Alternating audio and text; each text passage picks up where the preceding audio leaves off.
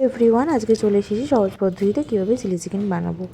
তো প্রথমেই বলে রাখি, চিকেনগুলো আমি ভালোভাবে ধুয়ে আমি ম্যারিনেট করে নিয়েছি। আদা রসুন লঙ্কার পেস্ট, হলুদ গুঁড়ো, নুন, কাশ্মীরি লঙ্কার গুঁড়ো, গরম মশলার গুঁড়ো, একটু কর্নফ্লাওয়ার, একটু ময়দা, দুটো ডিম আর একটু সাদা তেল দিয়ে ভালোভাবে ম্যারিনেট করে আমি কিছুক্ষণের জন্য রেখে দিয়েছি।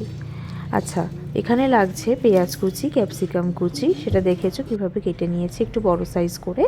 তারপরে লঙ্কা কুচি, আদা কুচি আর রসুন কুচি, সেটাকে আমি ভালোভাবে মিহি করে কুচিয়ে নিয়েছি। তারপরে আপনারা একটা বাটিতে কর্নফ্লাওয়ার একটু জল দিয়ে গুলে রেখে দেবেন।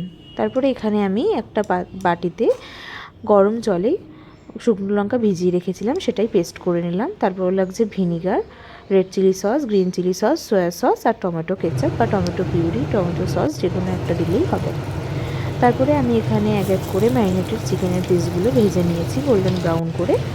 আপনারা একটু সময় নিয়ে প্রত্যেকটা চিকেন এভাবেই ভেজে নেবেন। আমি এভাবে ভেজে নিয়েছি প্রত্যেকটা চিকেনকে গোল্ডেন ব্রাউন করে।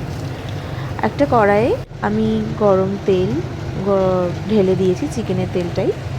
তারপরে সেখানে আমি অ্যাড করেছি রসুন কুচি, আদা কুচি। রসুন কুচি আদা কুচিটাকে আমি গোল্ডেন করব না, লাল হওয়ার আগে পর্যন্ত একটু ভেজে নেব।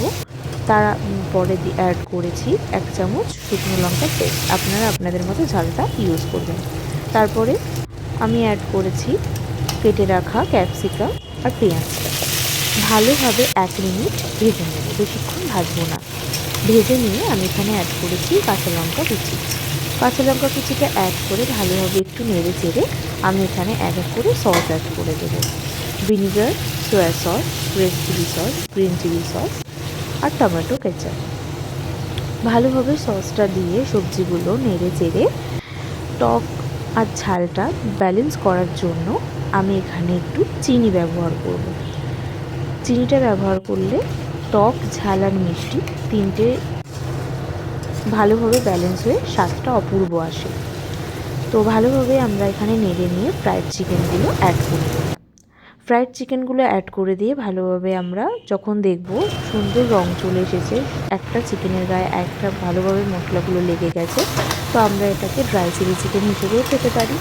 আপনারা যদি গ্রেভি খেতে চান তাহলে সামান্য নুন অ্যাড করে সেখানে গরম জল অ্যাড করে দেবো।